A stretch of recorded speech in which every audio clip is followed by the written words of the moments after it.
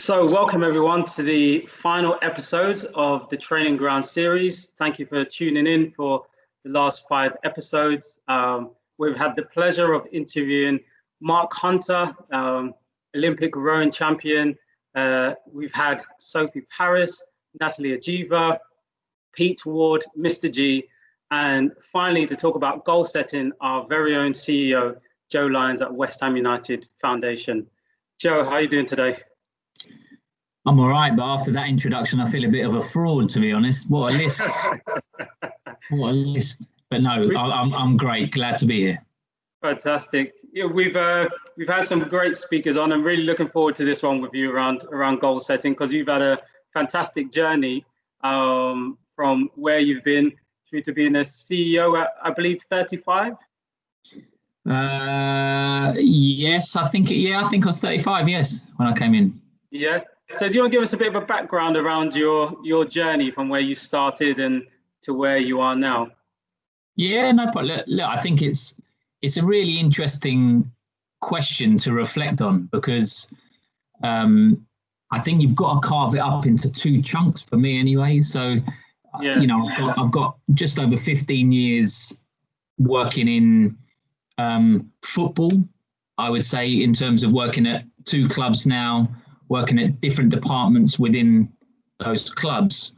But I then I also need to put into the conversation the 10 years prior to that, where there was just as much learning. So there was probably a lot more failure, to be honest, a lot of failure, a lot of misspent channeling of energy. And I think because of that initial 10 years, I think that gave me the motivation around when I joined my first club, and then everything leading into joining West Ham in 2013. So it has been a windy 25 years, but definitely the 15 years in football has been thoroughly enjoyable. Learning every day. Yeah, I think it's been a lot of fun. And so you started off with, you did a bit around sessional coaching to begin with, am I correct? Yeah, so again, the 10 years prior, I actually, and whether or not this was the defining moment in terms of where it will switch, but I had a serious leg break. So I broke my leg in a game of football at a varsity match while I was at university. And it was a very serious double leg break, compound fracture. And so that kind of stopped me playing football. At the time I was playing I think non-league down at Eastleigh while I was at university in Southampton, and so it kind of just stopped it dead, and that year was actually a very dark year in terms of a lot of people will talk about when they realize they're kind of any kind of passion around playing just gets taken away, right? So but actually what happened was I really got into my coaching as a result, and I started to coach the university team and very quickly started to enjoy it. But actually linked to the course I was doing, looking at more structured development, so looking at sport development, looking at kind of PE teaching, those kind of 2 areas. And just as a normal graduate scheme, they had a lot of roles out in scholarships out in America, or go and work for an American company. And just by luck, really, I was on campus the day that the MLS came to the campus and did a bit of a talk. And I went and spoke to the guy afterwards and said, "Look, I'm not playing at the minute. I'm really enjoying this. What have you got?" And I suppose because I was I was a mature student, a bit older at the time. Yeah. He kind of lapped it up and said, "Look, listen, come and go. There's a bit of an audition to go through, and you got kind of an open session where there was a lot of other coaches, but I managed to get a year or just under a year out in San Francisco, San Jose area, which was just incredible. Just really to get stuck into coaching. And for me, one of the best ways to learn was with 100 kids on a football field. You're learning everything about how to work with children, how to work with young people, how to change your approaches and everything. So, that kind of really started off when I was around 25, 26. And then just by chance, when that year was up, a friend of mine was working at Tottenham Hotspur and said, look, after that, would I like to come and work with him? Because they were just setting out on the journey around schools coaching, football development, and that kind of started that line of work off. So I kind of just fell into it via an injury, I think, but it's all turned out for the best, really.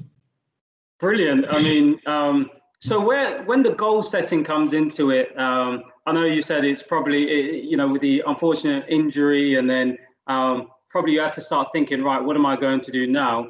Were there any goals that you set along the way to help you to be successful in navigating a new journey?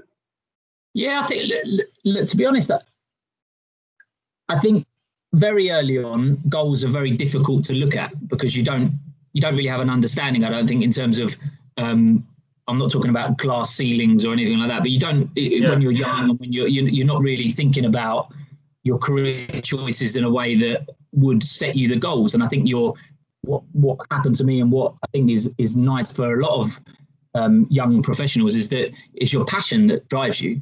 So I was very much passion driven on coaching, which took me into two other areas around education work, and then a big choice between kind of elite work, so working in academy football, versus charity work. So, my goals were kind of set more by my passion. And then when I had to make a choice around elite or charity or education rather than football, my passion took me there. I think when you're in a bit more of a stable environment and you're in a bit more of a structure, which I was then at the early days at my time at Tottenham, then you can start to look at, actually, because you've got people around you, a few mentors, few line managers who then talk to you about, okay, your appraisals, where do you want to be, etc. And that kind of gets you thinking. And to be honest, I only had one rule really, that every year, based on when I first got my first full-time gig, every year I wanted to be progressing. And that kind of really, the minute that year started, that's all I was thinking about. Every time I was thinking, well, okay, for example, I'm now a schools officer. What's next? Where could I get to? How do I get there? Right. So I was constantly self-evaluating and self-planning to ensure that I was always moving on. And it just worked out. It worked out that, there was always a goal at the end of the year, and I was very motivated to get there. And I think that's crucial what you said there in terms of that, especially clarity of vision for you was every year. And probably for those who are going to listen in, that clarity of, okay, well, whether it's setting a year's goal, right, and must progress, or a month or two. And I know some people have 5-year, 10-year plans, but that clear vision and just trying to be disciplined in it, would you say? Yeah, definitely discipline. But again, just sticking to your passions. So I'll use the one around academy football versus charity or kind of foundation work. Some people will say, well, why did you step away from your elite work? That's crazy. You're a coach, you're in the prime position. And I kind of looked at it and said, well, okay, where am I going to be in 10 years if I'm in that position? Versus I could see a real curve in terms of what we were doing in terms of education, outreach, foundations. And it excited me. And I just thought, you know what? That's where I think I'm really going to make my difference. So, it kind of, I'm not saying I was a realist, but I kind of thought, do you know what? I can really see myself. I can see that I'm quite good at this.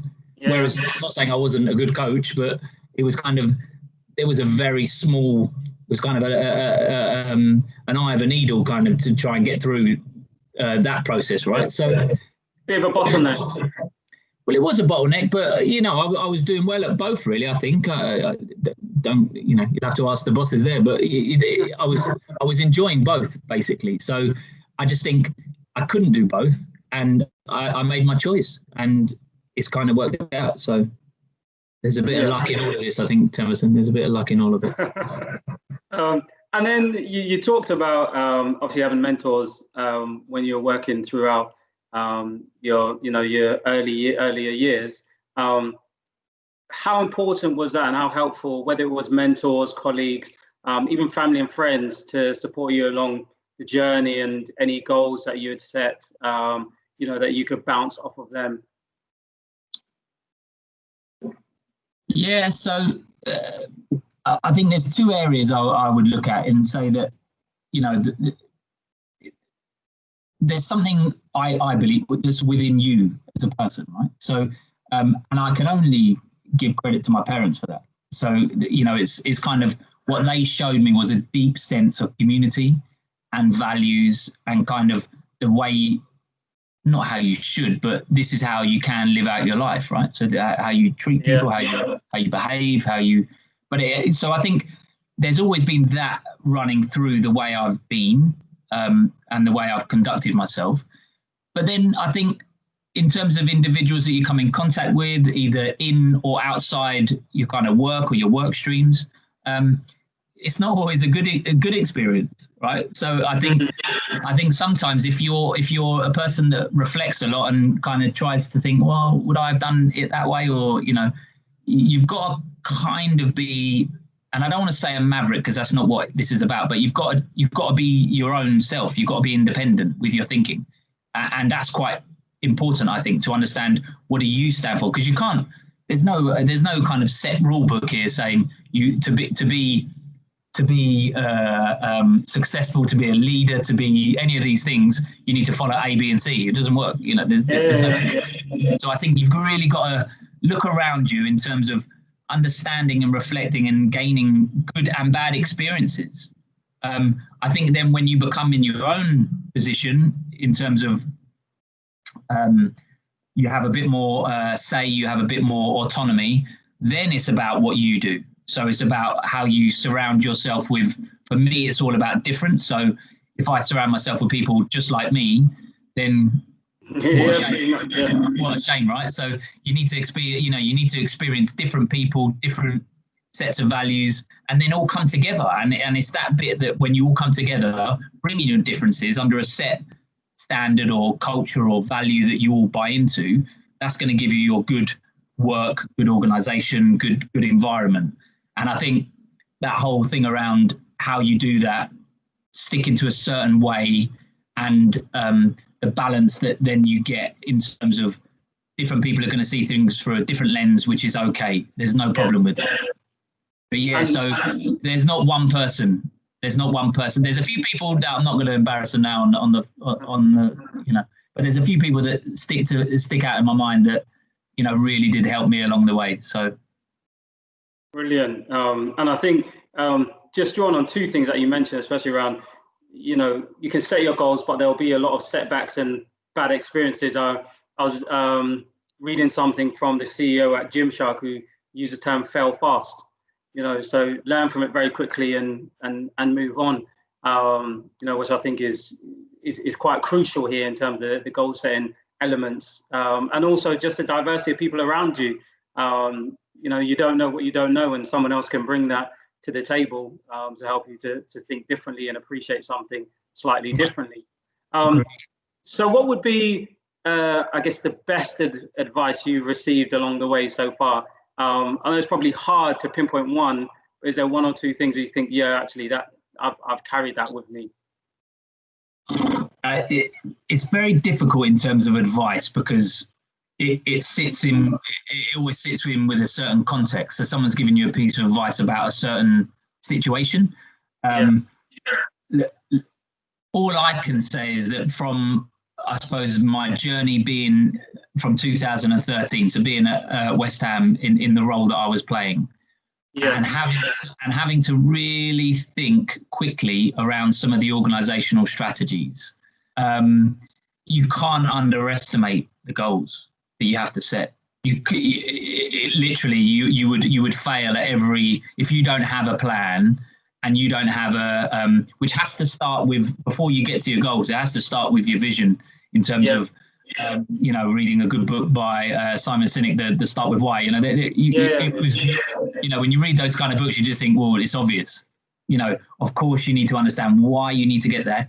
So I would always say you're starting with a bigger picture first, saying, so in 2013, we knew what we needed to do and by when. So that was already laid out for us. Then what comes and what transpires from that is that once you have your clear vision or mission or the kind of why piece, then the goals can be set out and your objectives. So your goals and objectives then can conform. So then you say, well, actually, I understand what I need to do. How am I going to do that?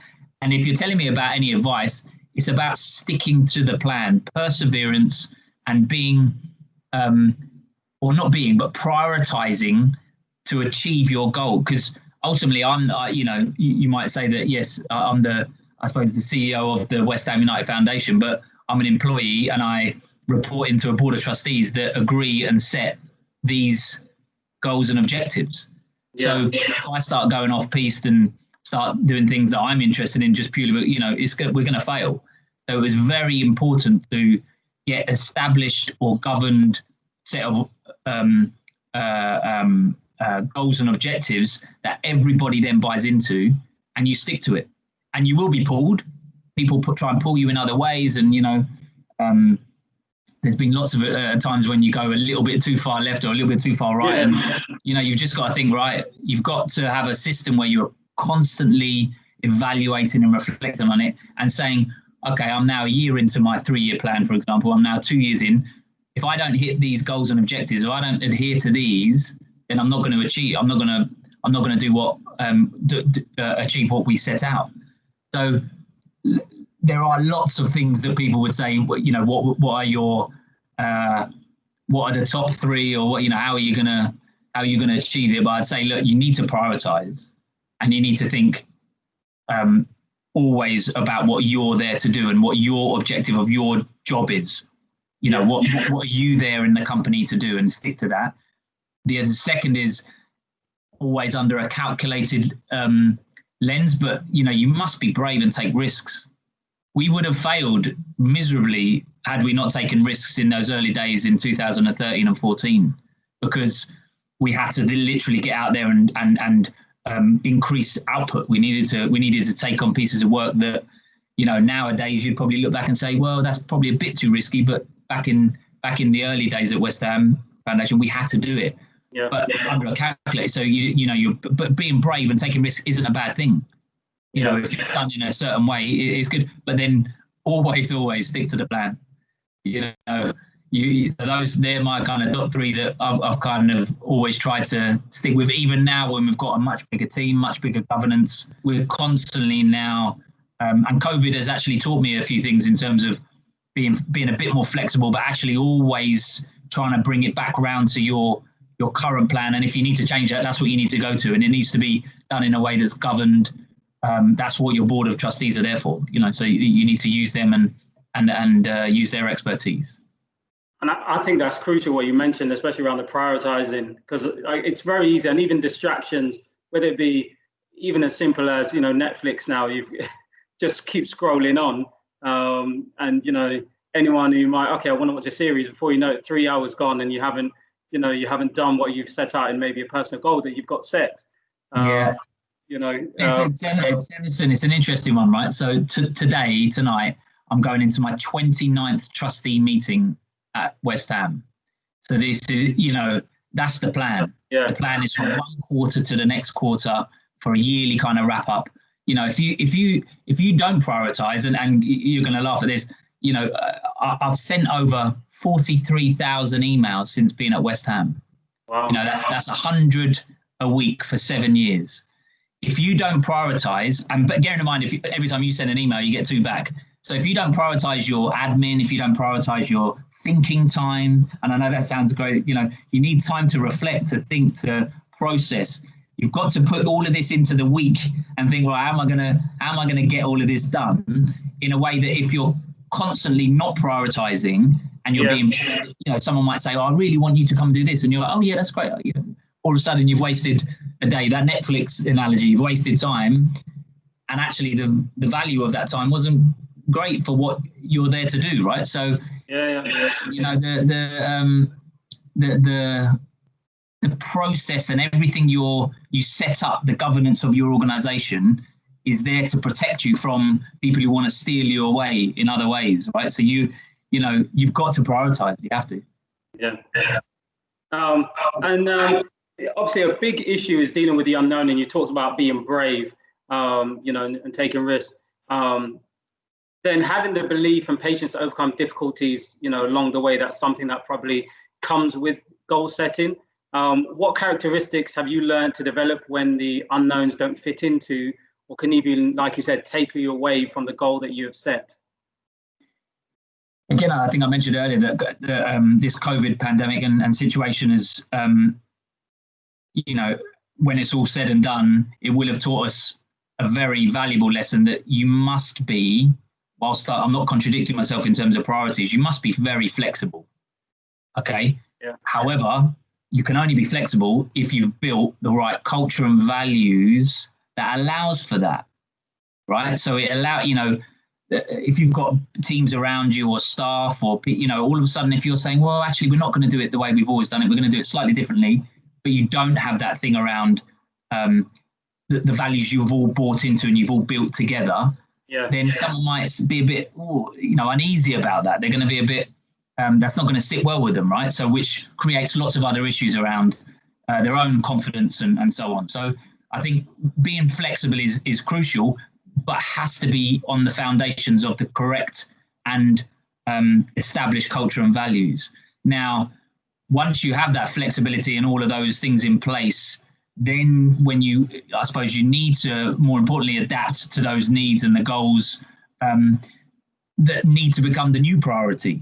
Now, the bit I was saying around the governance, which I think is what I've learned over the last 7 or 8 years, now into my 8th year, that is fundamental, is that it has to all be governed a certain way, right? So you can take your risks and you can do it, but it's not Joe Lyons Foundation. It's the West Ham Foundation, right? I'm an employee of that foundation, and I think that's when people slightly go outside that, then they probably get into a little bit of a pickle, right? So, but for me, that whole piece around the priorities that you need to be flexible with, it either becomes a permanent development, or it doesn't. And it can only become a permanent development if it's reviewed by the executive or trustee team. We spoke about flexibility and being flexible in terms of your goals. And then also, we talked a lot around prioritizing and being passionate, marrying the two together. Would there be any lasting key messages that you would give for those who will be listening in? Yeah, look, I think if you chuck everything I've said into a pot and then you pulled out actually what it's all about in terms of goal setting and prioritizing, I think you cannot beat hard work. And I don't know anyone, and actually I don't know if I want to know anyone that's got any success in a project, in a piece of work, in anything they've done, unless they have worked hard. So I think my number one would be you've got to work hard. You've got to constantly reflect and persevere, but also making sure that what you do reflect and persevere with is your passion. And I know that it's quite, sometimes it doesn't always work out that you can always follow your kind of passion. But I think if you are in a position to do so, then you're in a very lucky one. But don't give it up. Don't let it go to waste, and make sure you do continue to work hard and keep driving forward. So I think with most people I've ever spoken to about, if you had the top one thing that you would do, what would it be? Hard work. Fantastic. Well, that's a great way to end it. And look, Joe, it's been a pleasure, and it always is, for this final episode. And I'm sure there'll be a lot for people to take away in terms of goal setting, especially during a challenging time like this. And please do stay safe, everyone. Thank you for joining the 6 episodes, and please rewatch all the series. And I'm sure there'll still be things that you can take forward from episode 1 right through to this final episode. Take care. Stay safe as well. Bye for now.